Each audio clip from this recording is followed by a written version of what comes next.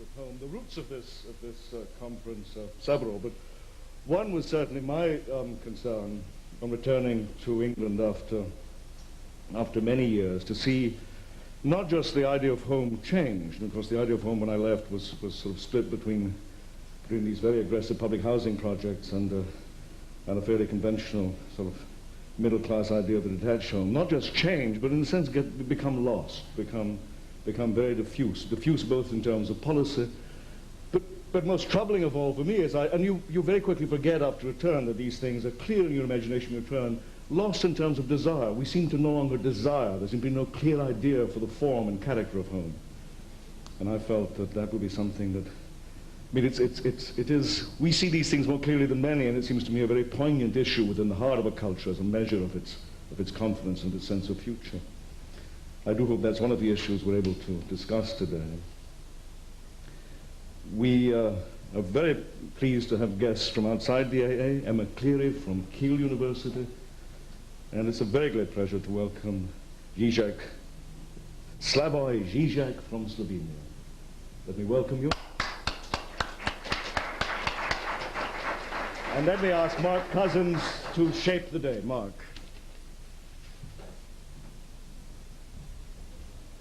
Okay, I'd like to welcome you here. We've actually got quite a full day, although in fact Ernst von Alphen has had to pull out of the day. But in fact, I think we have kind of more than enough. I hope you all have a timetable of the day. We're going to start in a moment with the first paper by Diana Periton, and then Slavoj will speak up until lunchtime. We should meet back at 2 this afternoon, when there will be papers, or at least interventions from Jeff Kipnis, and from Emma and myself, depending on how the time goes. I don't want to try and set a particularly kind of clear agenda as to what the problem of home is. I think that that'll emerge in various ways throughout the day. Hopefully there will be kind of periods for discussions and contributions from the audience. During the lunch hour, there will be food served upstairs in the bar for people who want to eat here. We should meet back at 2 o'clock. So, without more ado, I'd like to welcome you here for the day and call on Diana Periton to give the first paper.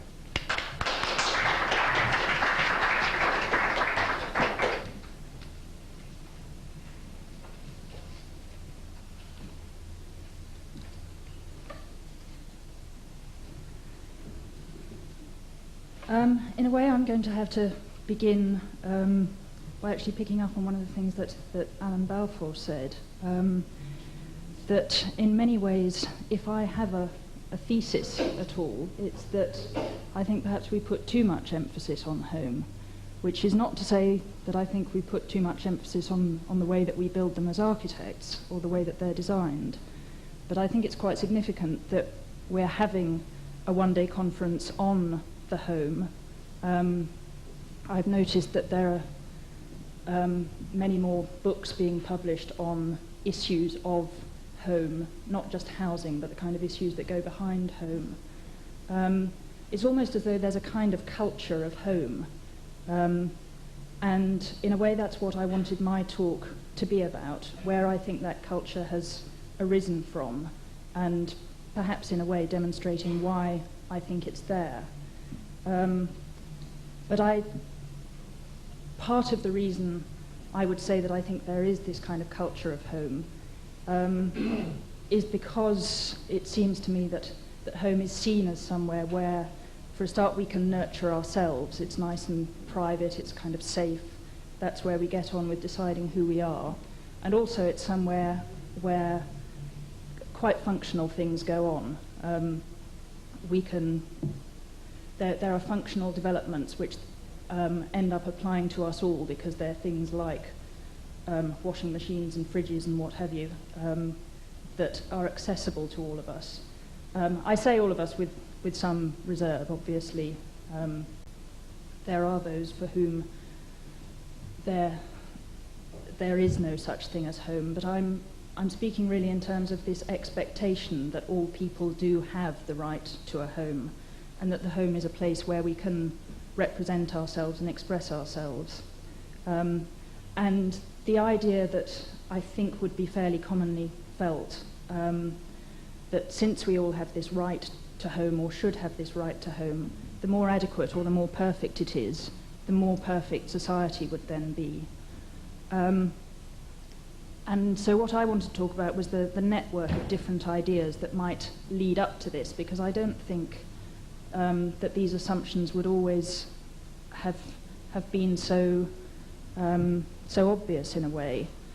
In Flaubert's Dictionary of Received Ideas from, I suppose, about the 1860s, he talks about comfort as an important modern phenomenon, and domesticity is something which he also says is new, and something which we always have to speak of with respect. And I see Flaubert as saying that slightly tongue-in-cheek, that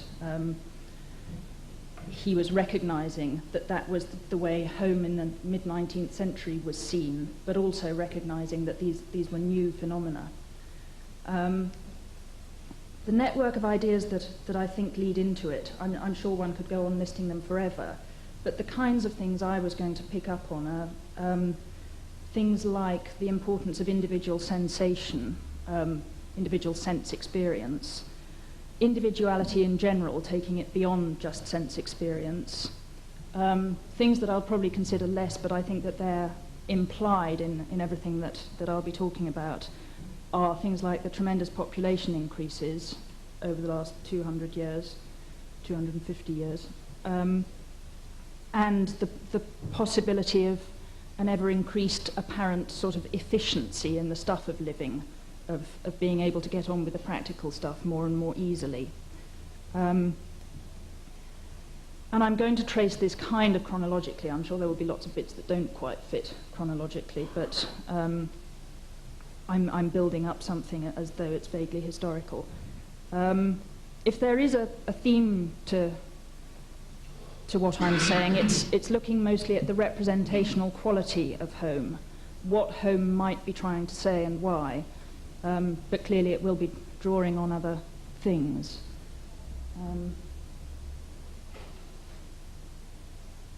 This first slide is it just came from a book on Carlo Maderna, so it's 17th century Rome.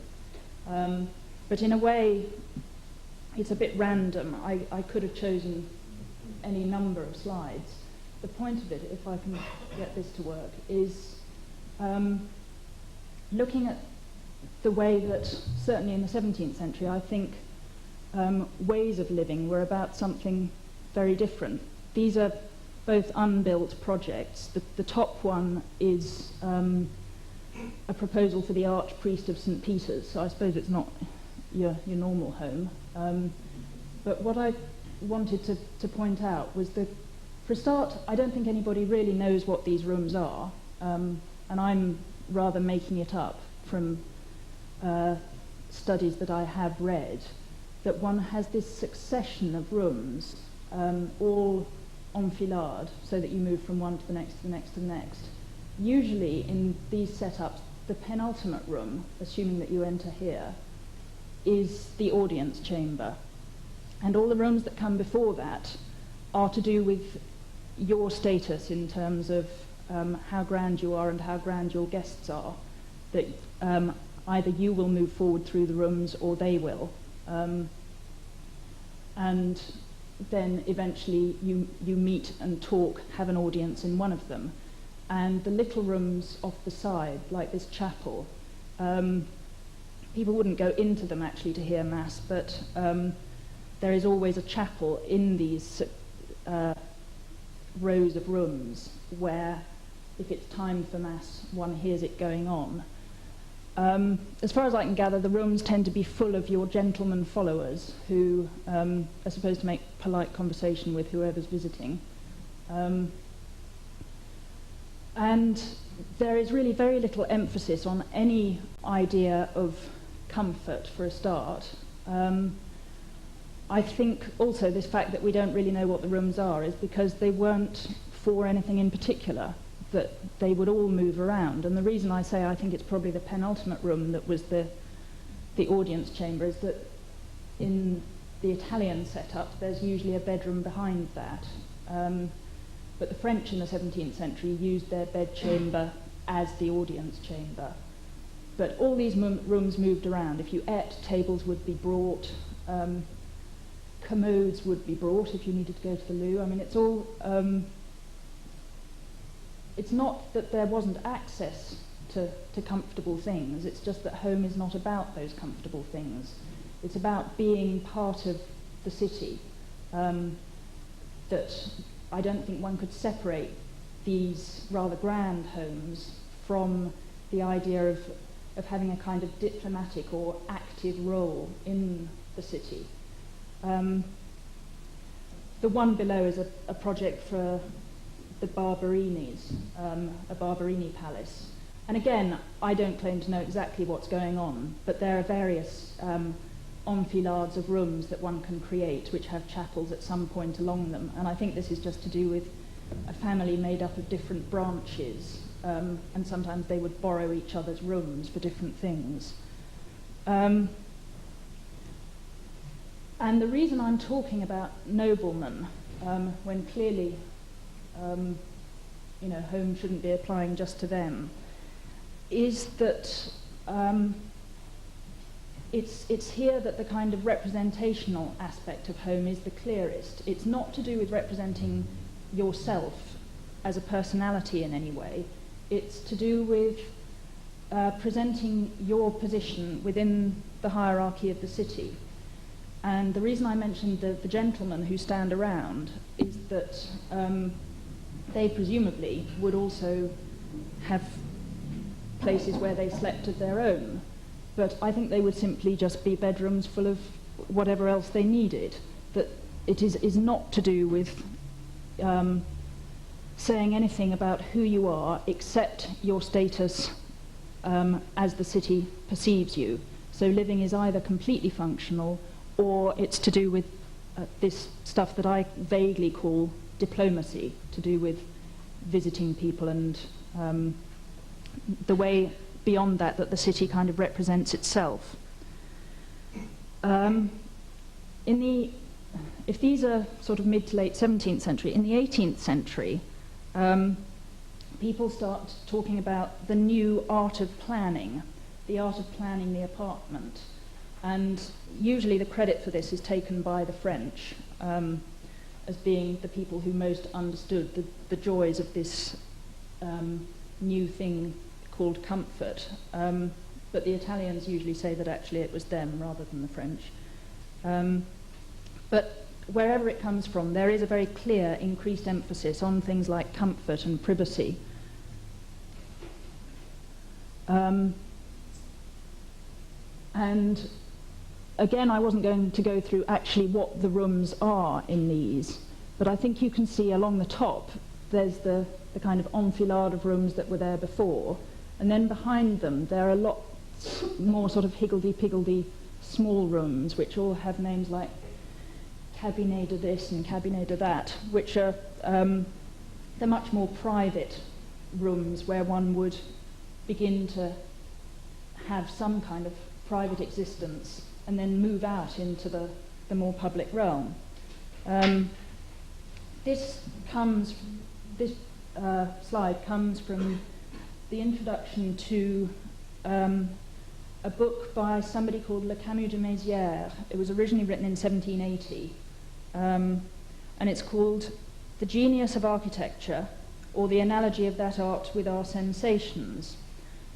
And I think it's very interesting in a number of respects, partly because the way he decides to discuss this genius of architecture is through the layout of rooms in a nobleman's house.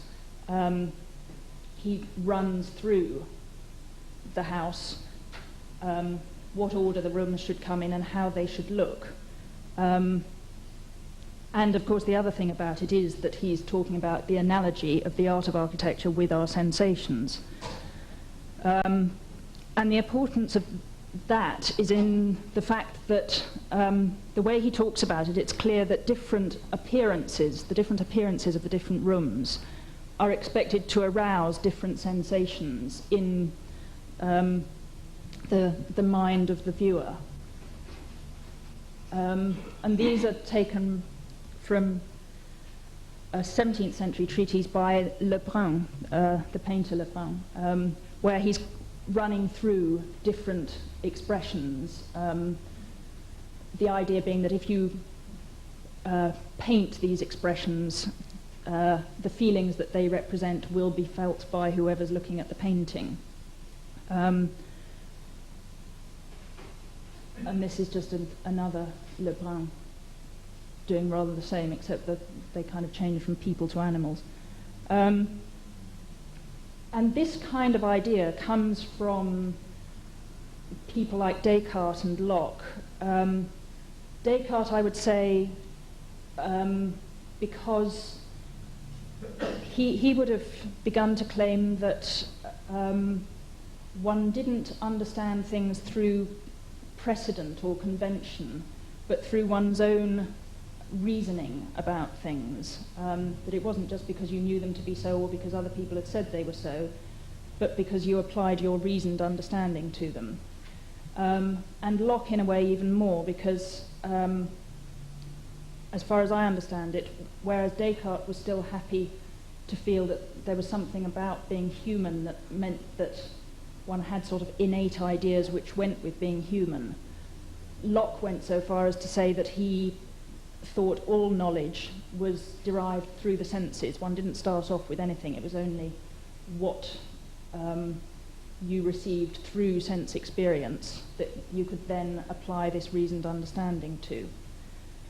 And it's this kind of thing that 100 years later was going on in a treatise like Le Camus de Mézières on architecture, that each of the rooms was to have had the appropriate character. And he's kind of oddly in between things, between a kind of traditional articulation of a given rightness and fittingness of things, and an idea of character which is much more relative, that things can have any kind of character, and if you choose the one that you want to portray, it'll produce the right effect in the viewer. This kind of way of thinking, I think, is based in rhetorics. For example, something like Aristotle's Poetics, where for Aristotle, he's very clear that character should be subordinate to the mythos or the plot of something. So what one is doing by representing anything is representing life, a whole part of life, in all its aspects. That's what one is enacting or reenacting, and that's why choosing a right or fitting character somehow has a kind of goodness to it, because it's the character that goes with this human action, and it's its fittingness that makes it good. And Le Camus de Mézières, in this treatise on noblemen's homes, seems to be taking a mixture of that kind of traditional idea of character and an idea that character might not be attached to anything very much. You can choose whatever you like, and it might be good, it might not.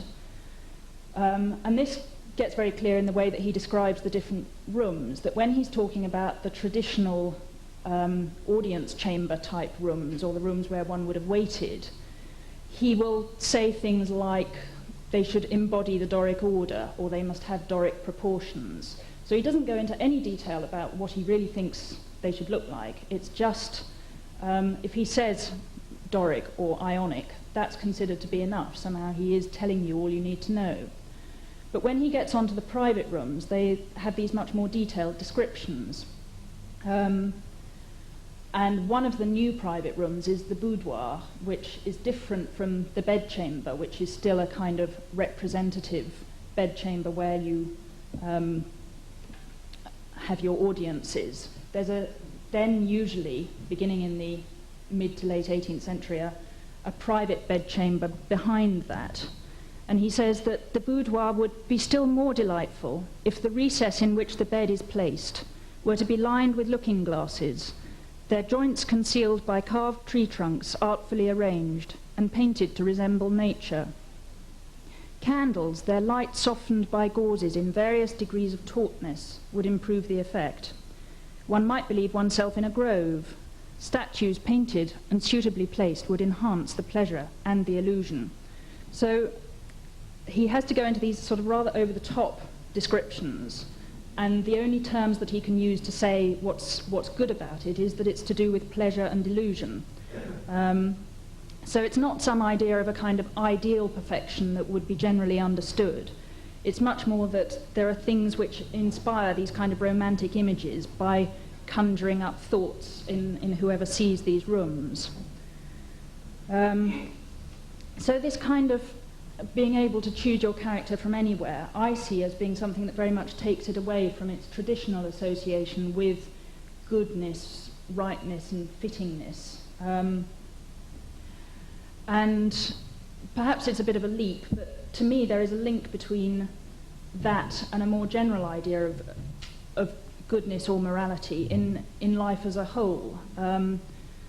That for Cicero, for instance, the idea of the summum bonum, the kind of total good, is that it's carried out as part of everyday human life, but that one might then aspire beyond it to a kind of highest good, which is to do with an articulation of what it is to be human in all its fullness. And it's the fullness that's beginning to break down with the sort of separation of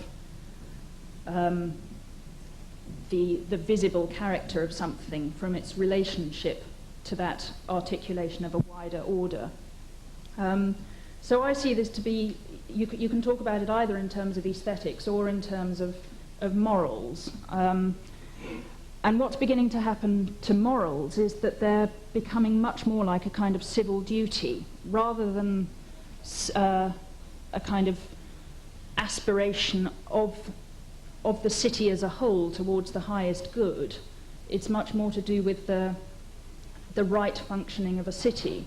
And to me, the person, or one of the people who articulates this the most clearly is Rousseau, where he talks very lucidly about the idea that one's individual will, if one coexists in some kind of a city, should be subordinated to the general will, that you exchange your individual freedom for civil liberty. And with that, public service or public life becomes concerned entirely with the problems of coexistence, with making that city function. And I don't actually know whether it's quite fair to start bringing in things like the American Constitution of self-evident truths, where all men have inalienable rights to life and liberty and the pursuit of happiness. But it's very much the same way of thinking, that these truths would, by the 18th century, be completely self-evident, and that one's kind of civil life becomes a matter of civil rights. Just some demonstrations of what this might mean in terms of ways of living. This is Ledoux's Saline de Chaux, where, I could have probably found slides of any number of these kinds of ideal setups from around the end of the 18th century, the beginning of the 19th century. Fourier's Phalanstery, perhaps, or Owens' Ideal Village, where they usually have this ideal of people being able to grow their own stuff in their kind of communal market gardens. There's always a kind of minimum space for each person to live in. And also they usually have these rather extraordinary kind of civic buildings. For Ledoux at Salines de Chaux, there are several of them. There's the House of Love, which has its kind of phallic plan. And there's another one called the Maison d'Union, which is consecrated to the worship of moral values. So they don't have traditional religious overtones. They have their aim is to further the peaceful coexistence of the inhabitants of whatever ideal city it is. In Owens' ideal village, the kind of central building is the Institute for the Formation of Character.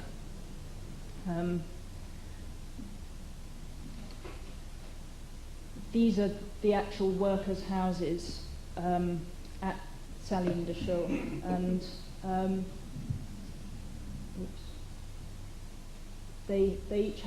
each room has 4 beds in it, off this kind of corridor, and then in the central bit here, there's the communal hearth that you're supposed to sit around and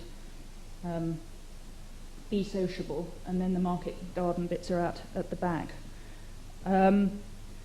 I suppose the other point to make about these kinds of ideal cities is that they are ideal because they're talking about the possibility of the reform of society through its housing, through the way that it builds its cities. So it's an idealization of society as a whole through such enterprises. This is another of Ledoux's sort of ideal cities. It's the village of Maupertuis, which was never built, but again it has these kind of individual ideal villas with temples to these kind of civic or moral issues, and each of the villas expressing its character in some way. This is the house of the agricultural guards at Maupertuis. And the other thing that intrigues me about Maupertuis is that this pyramid at the top is actually the entrance to the whole village, and it's sort of bound up in Freemasonry that because it's an ideal village, one has to go through a kind of initiation rite to get there, which involves going through the labyrinth under this pyramid, and when you've been adequately initiated or adequately cleansed, then you're allowed to live in one of the ideal villas. From a very similar time comes somebody like the Marquis de Sade, and I wanted to mention him because I think he's quite a good example of these things being taken to extremes, that he's taking the idea of the body of the individual as being the sensor which experiences sensation, but it's that experience of sensation which becomes the identity of that person. That's the thing which makes that person who they are. And in that identity, Sade demands that each person should be free to experience limitless pleasure. And in his philosophy in the bedroom, I think it is, there's one person who actually expounds on this kind of philosophy of libertinage, where crime doesn't really count as an evil any longer, because if through crime you derive pleasure, it, according to Descartes, then conforms to the spirit of nature. Anything from which you derive pleasure conforms to the spirit of nature. So if crime is nature, then there's no crime possible, because crimes against nature, when it is nature, just aren't there. So without crime, there's no harm and no evil. And so libertinage is sort of Descartes' contortion of the idea of liberty, and his social contract, if you like, is one in which people are free to do exactly as they like with one another. And I think one can see Romanticism as a counterweight to much of this, though also it obviously grows out of many of the same ideas. That it's a kind of, well, certainly some of the Romantics of the Athenaeum group in Germany quite clearly set themselves against the chaos that had been caused by the French Revolution. and a lot of their writings are to do with looking for answers to that kind of chaos. And some of the things that they begin to argue with are the idea of looking for the answers to everything within sense experience, the Locke idea that everything comes from sense experience.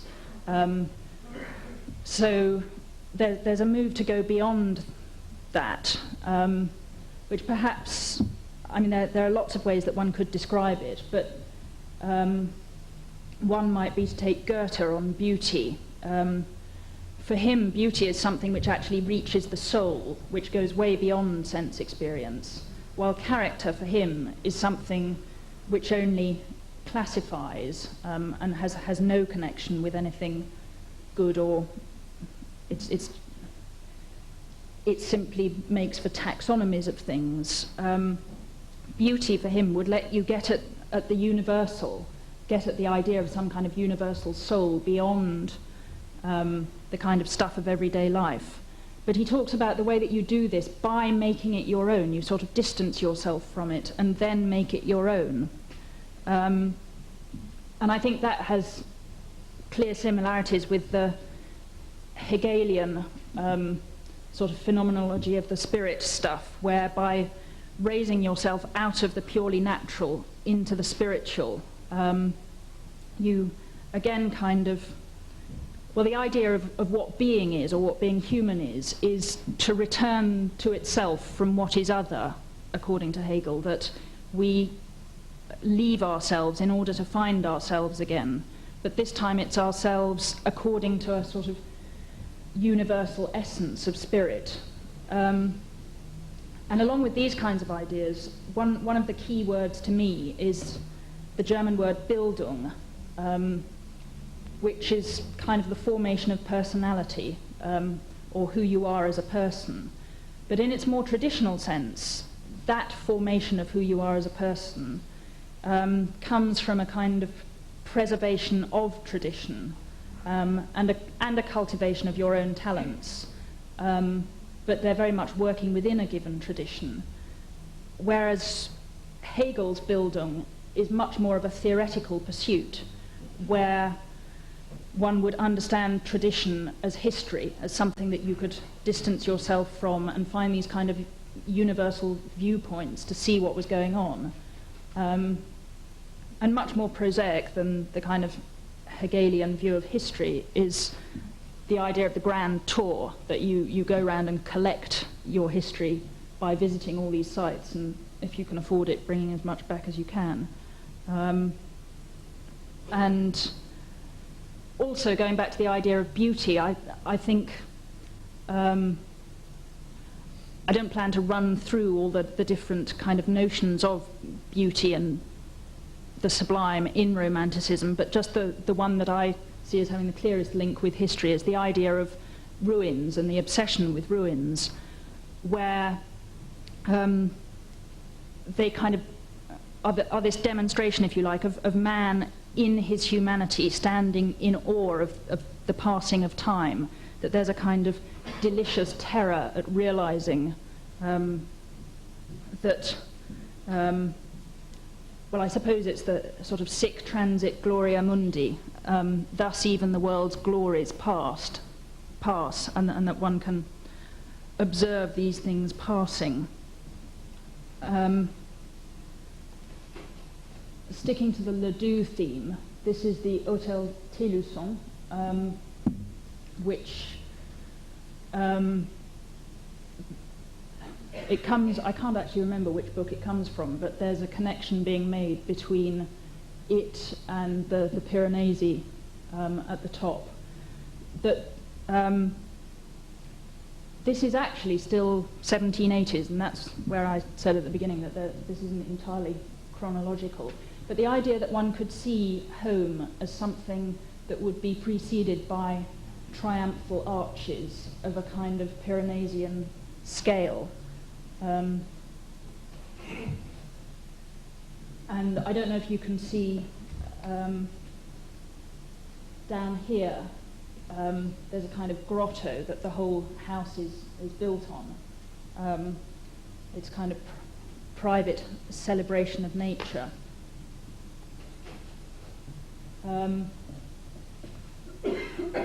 In the plan of it, that's where the grotto is. The carriages come in through the triumphal arch here and sort of double back along here. They're dropping down as they do so. This is where you get dropped off and the carriages go out the back. You come up this grand staircase, and then there's the traditional set of audience chambers with the more private stuff sort of round here and round here. The reason there are these three different pavilions is that I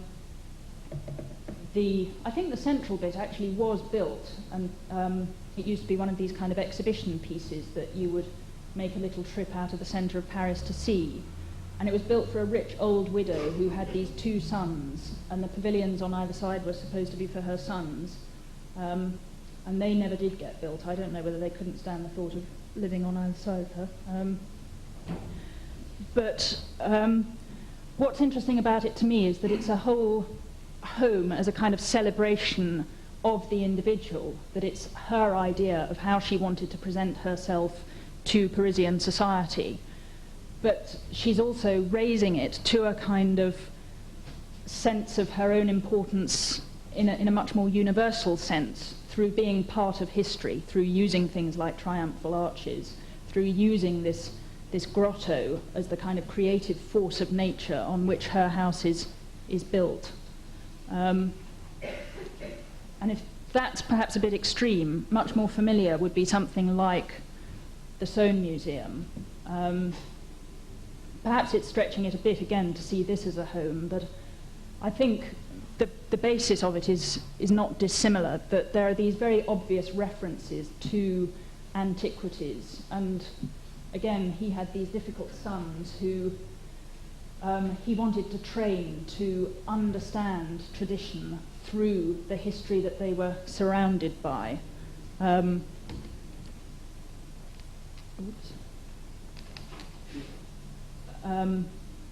this is just a Piranesi slide of another collection of history. I think in the Sohn Museum it really is quite explicit that a lot of the views seem to be set up almost to look like Piranesi engravings, that they always have this sense of something beyond something else. You never quite know where the space stops. And in the breakfast room you see these bits of antiquity even as you sit there having breakfast. But also you don't know where the space ends above you, that light is always coming in from all sides to kind of make the whole thing slightly nebulous. This was really just to show Piranesi doing something very similar where, okay, they're ruins, but I suppose I'm almost suggesting that the Sohn stuff is like a built ruin, where the sky is always, the kind of heavens beyond are always implied through the bits of ruin.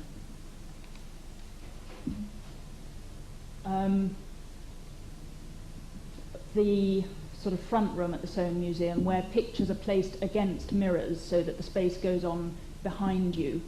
So you get this funny mixture between not actually seeing yourself in the mirror, but just seeing this extension of space. And this one, I fear, is very unclear, but it's something that particularly struck me is the way that there are these mirrors up here, and that this funny kind of spoof Gothic-y stuff actually reflects in these mirrors, as do the urns. So again, even though you think that you've sussed where the edge of the room is, somehow above that it seems to go on for miles. And so with these kind of mixture of mirrors and windows, there's always this sense of yourself, sometimes yourself actually being reflected, and this evocation of the past in every view. And again, to relate this back to the kind of idea of Bildung, of your formation, I think you can see that in a wider sense as culture as the kind of perfection of humanity, that somehow by understanding one's history, the essence of what it is to be human, the better you can understand it, the more likely humanity is to be brought to some kind of perfection. And this may very well be affected through notions of artistic genius, the artistic genius being the type who is more in touch with the essence of culture in some way. And I think then there's a slight, I mean, I could be talking about this in terms of the picturesque, and that's partly why I am talking about it in terms of the Piranesi etchings. But the idea of, oh, I didn't realise this was here. I think it's Panini, and again it's these kind of ruins with bits of either real sky or painted sky, you never quite know which, just kind of stacked on top of each other, as kind of the heap of what culture might be.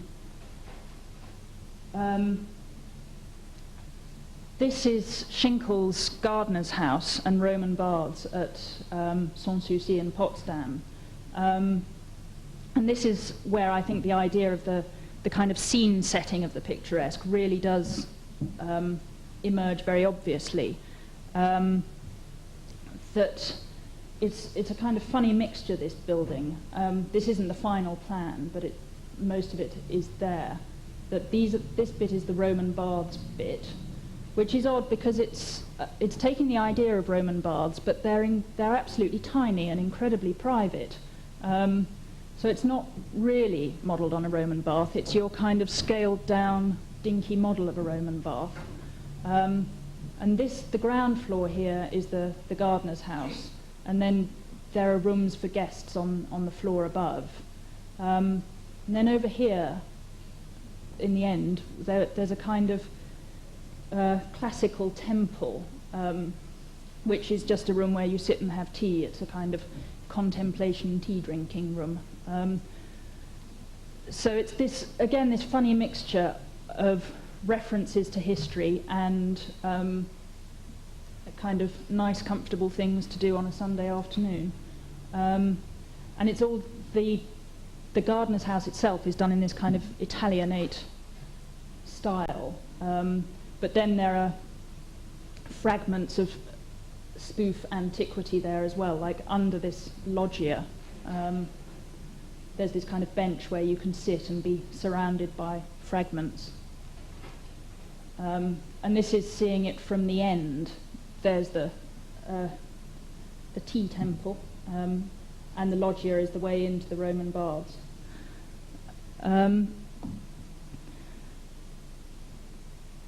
I realised I had intended actually to pick up on various of these kind of treatises that discuss homes, and I've been rather missing them out.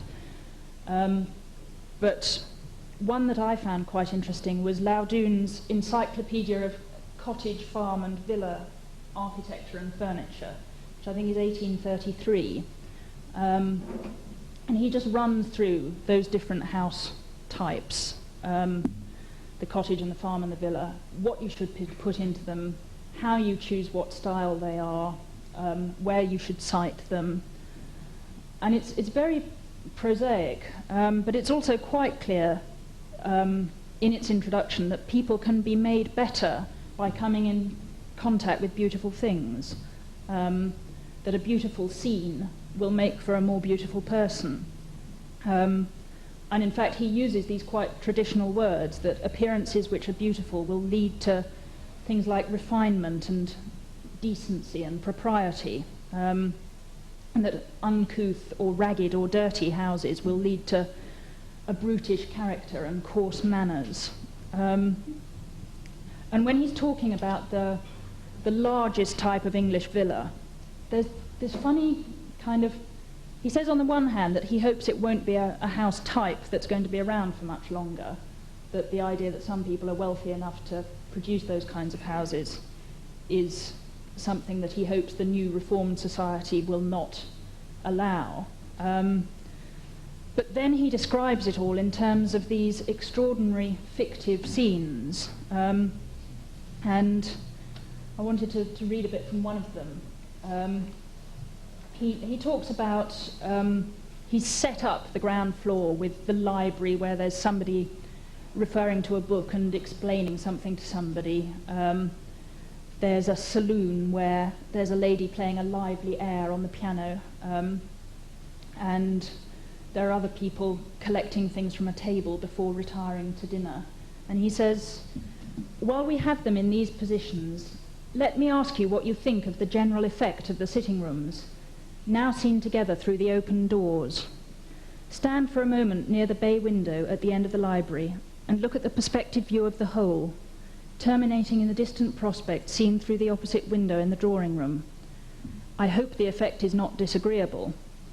So he's built up from this house type that he thinks shouldn't exist, this entire set of glamorous scenes with these non-disagreeable effects. This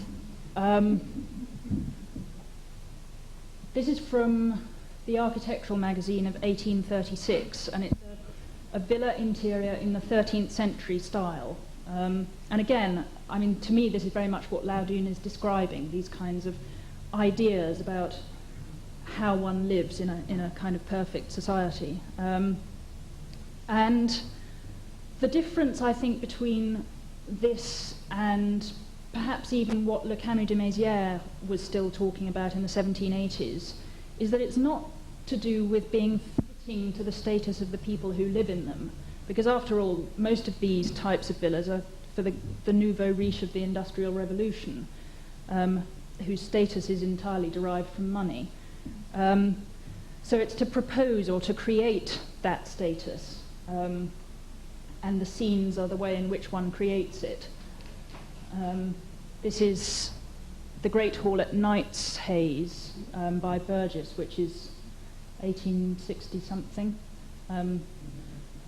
which I just think is quite funny for its kind of carpet on the floor and then this huge Great Hall-type roof. And I wanted to kind of contrast that with the standard domestic interior of the 19th century, that all this emphasis on the setting of beautiful scenes is going on against the backdrop of vast increases in population and the kind of confusion of the industrial city. Walter Benjamin, in his essay Louis Philippe or the Interior, sort of puts forward early 19th century France as being the place where the interior really gets developed, where you begin to be able to talk about the interior. And the other thing he puts in this essay is that it's also the rise of le particulier, the individual. And he sets that against the kind of anonymity of city life in general, that this is, I suppose, also to do with the great rise of the middle classes, of people going to work in offices, where going out to work isn't kind of public in any traditional sense.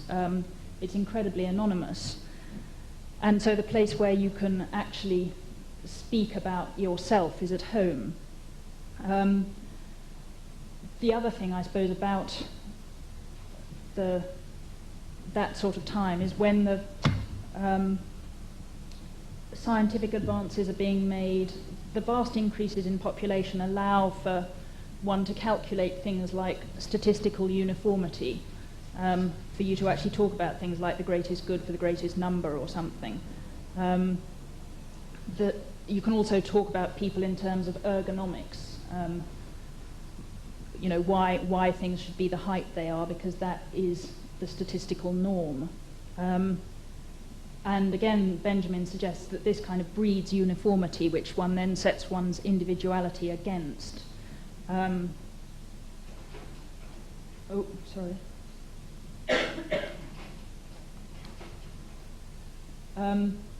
These are exhibition houses from the 1851 exhibition that actually then got rebuilt as kind of standard workers' houses, but they're being built as these kind of middle-class villas. They just happen to have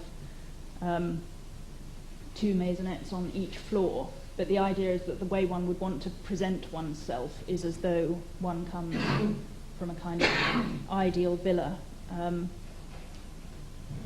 And also the 19th century terraced houses with their kind of configuration of rooms that I'm sure is incredibly familiar, but it's actually not so far removed from the kind of, you have your public rooms, which is where you invite people, and they're usually set up so that the kitchen, nobody has to see into the kitchen, that there can be a kind of traditional sense of how one presents oneself and where the private stuff goes on.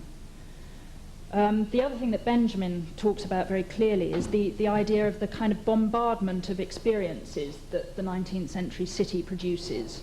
And it's not the stuff of getting experienced,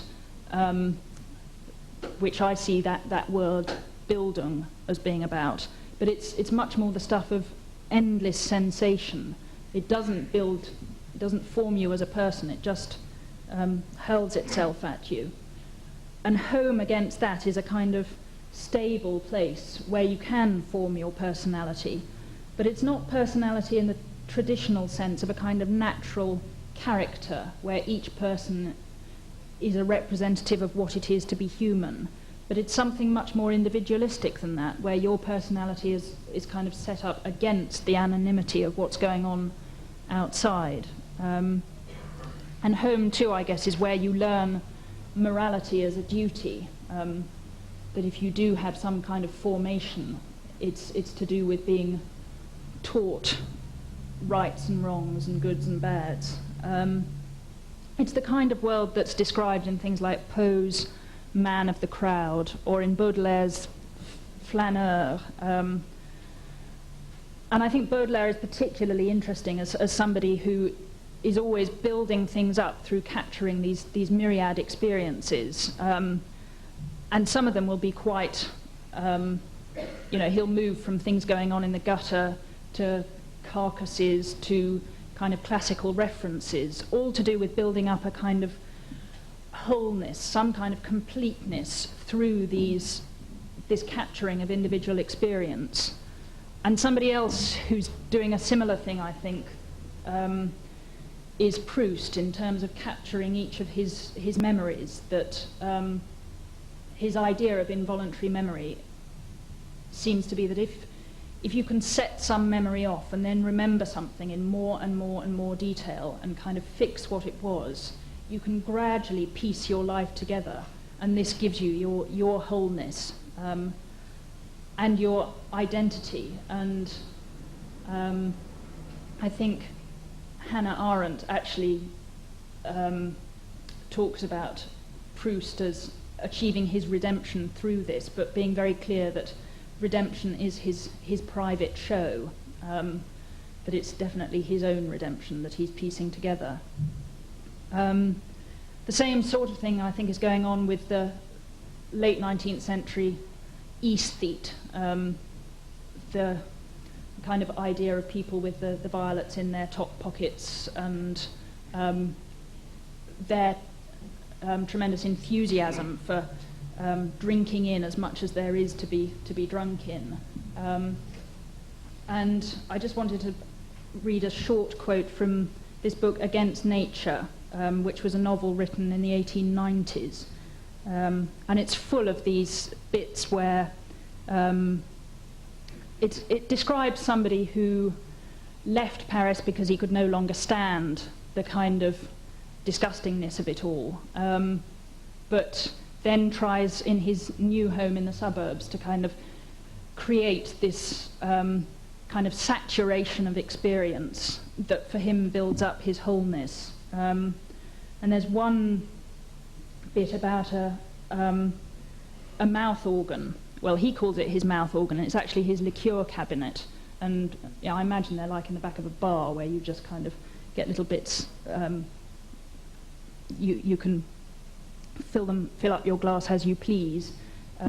And it says, indeed, each and every liqueur, in his opinion, corresponded in taste with the sound of a particular instrument. Dry Curaçao, for instance, was like the clarinet with its piercing velvety note, Kummel like the oboe with its sonorous nasal timbre, Crème de menthe and anisette like the flute, at once sweet and tart, soft and shrill.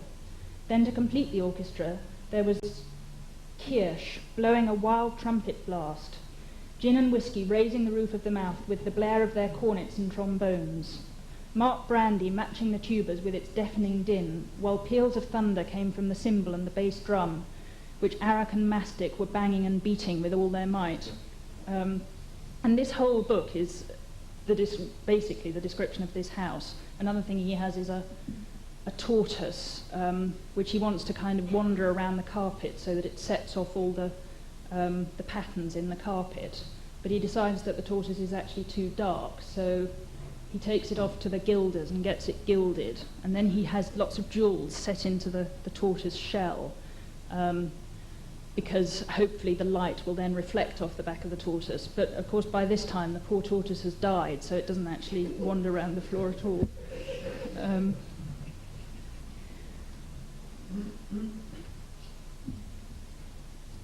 But this collection of individual experiences, I think, is very different from the kind of collection of something like history that's going on in the Sohn Museum. That there is still some sense for Sohn that you're trying to kind of piece together something universal, that there is something universal to be aspired towards, whereas these late 19th century descriptions are much more to do with piecing together one's own wholeness. And I mean, one of the things I was thinking about Proust and the way his individual experiences provide this kind of personal source of meaning. It's as though they allow him to see himself as an entire culture in his own right. And it is certainly a culture which carries in it the marks of society's evolution. I mean, it's not a completely cut-off thing, but it's represented always as this personal culture. I don't know how Proust would have imagined people achieved their wholeness before, and why. I mean, it seems intriguing to me that this issue of wholeness is so important at the end of the 19th century. Another thing that Benjamin relates to it is the whole idea of kind of Victorian paddedness and things that are kind of covered in red velvet, and the way that allows you to leave traces of things that somehow in the city you can't actually leave any traces at all, that everything is so anonymous. So at home you make sure that your chairs will show where you have sat. And I think the other thing that is perhaps part of this, the whole clutter idea, is that if Sohn is using those bits of history to represent some kind of idea of universal history, once they become Victorian clutter, there is something of the same, that each thing is representing an aura of artisticness or creativity, something that might perhaps have been noble and sacred, but they're no longer to do with building that thing up in a kind of universal sense. I'm sure this is quite familiar too, Leighton House, the Moorish Hall, which is from the 1870s. And I just thought it was interesting for a different way of kind of borrowing the scene setting, that in some ways it's much more explicit than what's going on in Schinkel or in Sohn, that it actually relies on borrowing chunks of Arabic writing. But in other ways it's much less explicit, because it's much more to do with setting up this kind of dream world, a world of reverie. And I rather like those kind of blue tiles on the stairs at the back, where you feel as though you're kind of going back into a swimming pool or something. And I think a lot of this stuff has to do with dreaming about the elements and about nature. This is the Palais Soxhlet in Brussels, where every room ends up being a little kind of shrine to the two people who sit in it. This is the dining room with the Klimt Murals. It's where the kiss is. The idea that if you are going to achieve anything beyond the everydayness of human life, you might do it through art, that art is something which lifts you above the everyday, but that means then covering every surface with art and wearing art as clothes, so that your whole life becomes art. Oops. That's Horta. And again, every... Well, I suppose the point actually of... I'm sorry, it's... I wanted to show one of these much more kind of standard Art Nouveau things, really to talk about the way that it's not art separated from advances in technology, that there's as much written about Art Nouveau in terms of the development of using iron and then steel as there is to do with what it looks like. That it's not turning its back on the technological side of things. The other thing about the Tassel House is that I can't remember actually who it belonged to, but it was one of the leading Belgian scientists of the day who did his science during the day and then came home and lived in his art. And the other thing that quite intrigues me about the sort of late 19th century, particularly Art Nouveau again, and all its spirals, the kind of standard Art Nouveau squirrely bits. There was one of the people who met at Mallarmé's Tuesday evening salons. One of them was called Charles Henry. He was a scientist and spent some time plotting the Art Nouveau spirals on graphs and then identifying whether they were dynamogenic or inhibitory spirals. And he did the same thing with Debussy's music and Seurat's paintings, so that the swirls that he heard in the music or saw in the paintings became these things that you could plot on graphs and say whether they were going to be uppers or downers in some way. Adolf Loos would say that he was very anti all the kind of completeness of Art Nouveau. There's that essay where he's kind of poking fun at the man whose architect comes in on his birthday and is appalled to see that he's wearing the wrong slippers for the living room. He's wearing his bedroom slippers rather than his living room slippers or something. That Loos was very anti all that. Most of his diatribes are against the German Werkbund and the kind of complete living that it was trying to build up. His theme is, one of his kind of catchphrases is that one should not stand out at the centre of culture. For him, the inner man and the outer man can say different things. And inside a house, the architect's task is to provide warm and livable spaces. To respond to the necessities of life, they must be suited to the person that they're for and that person's situation. But on the outside, they should be as blank as possible. This is just the interior of that same Muller house, with its kind of warren of rooms and spaces all looking over other spaces. The interior is the place where the personality no longer has to be repressed, where you can display your entire richness. And this is much earlier Loos. It's the bathroom in the Villa Karma, which is about 1903. But clearly much more happy to display richness in bathrooms than anywhere else. He does end up saying that he thinks that there is some hope that the kind of inner and outer culture might be reconciled, that only one culture will rule the world in the 20th century, as he puts it. But then he says that culture is the culture of the man in overalls, the kind of practical everyday stuff, as though the richness of the interior will become subordinated to the practicalities of everyday life and kind of civilized into silence. Sorry, I've got to speed up a bit. I haven't really finished.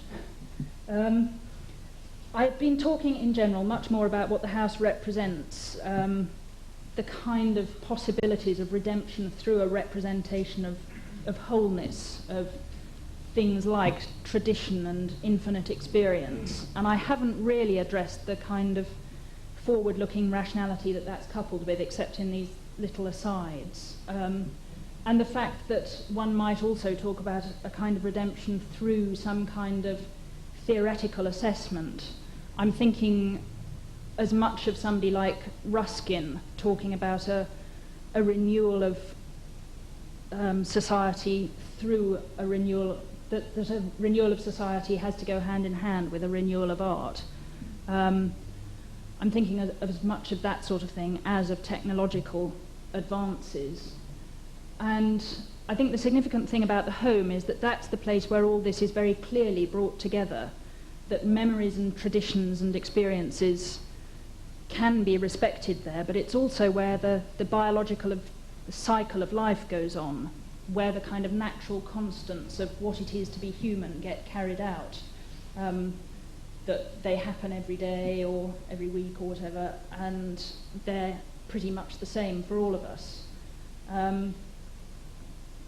And the fact, too, that home is common to a high percentage of us, so that the improvements which one can make to its functioning or its comfort can be mass-produced in the knowledge that they will be relevant to most of us. And I suppose the thing here about the architect is that, in a way, the architect is the person who might have that role of combining the aesthetic and the technical of science and talent, and applying those skills to the design of a home, and in that way culture might be somehow refounded. And I'm saying all this in this rather exaggerated way because I think for the Wohnkultur taken up at the turn of the century by the German Werkbund, they're not really exaggerated at all. That Wohnkultur has its incredible emphasis on the idea of the German folk and the sense of homeland or Heimat, within which one will have these homes which in their perfectness allow for some kind of redemption, but it also has these incredible overtones of nationalism. I wasn't going to show any of the Werkbund houses, but oops. Instead, the Bauhaus experimental house, where again I think these kind of ideas of redemption or renewal are really pretty explicit. That the Bauhaus project seems to be about understanding things ergonomic, things scientific, and things aesthetic, so that the house can be built as a kind of image of the truth of living, that you might have a complete and perfect existence, provided you're surrounded by these complete and perfect artifacts. This was built when Gropius had come up with his new slogan, Art and Technology, a New Unity. And I think it's quite weird. It's kind of modelled on the idea of a Roman house with this central space, which turns into a totally or almost totally internal central living room, just with this kind of clear story lighting around the top. I couldn't get any slides of the interiors, but they're all full of things made in the Bauhaus workshops. So it's not just a question of style or different styles anymore, it's building up a whole lifestyle.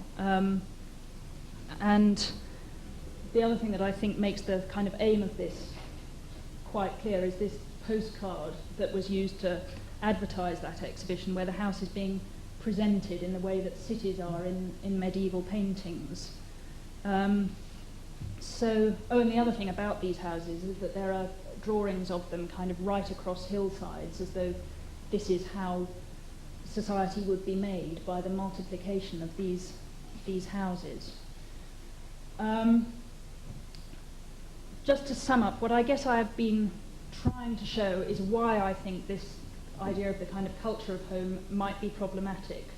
And where I think the resurgence of interest in it now may be coming from, the idea that that somehow is how you can get at real people, that there are lots of houses now being left as museums, just as places where people lived with everything untouched, and that might be how you might get in touch with history on kind of personal terms, sort of immediate terms, rather than dates and big impersonal events.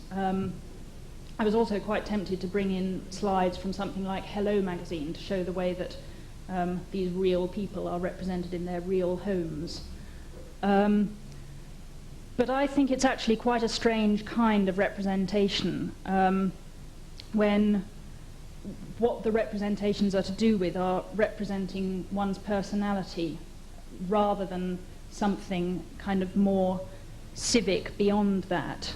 And if one talks about universality through the idea of home, it's a strange kind of universality because it's one that's created much more from generalities than it is from anything kind of to do with the universe or to do with anything beyond a basic everydayness.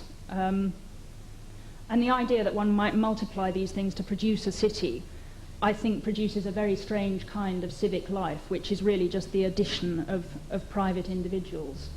And I've run over time. So, yeah.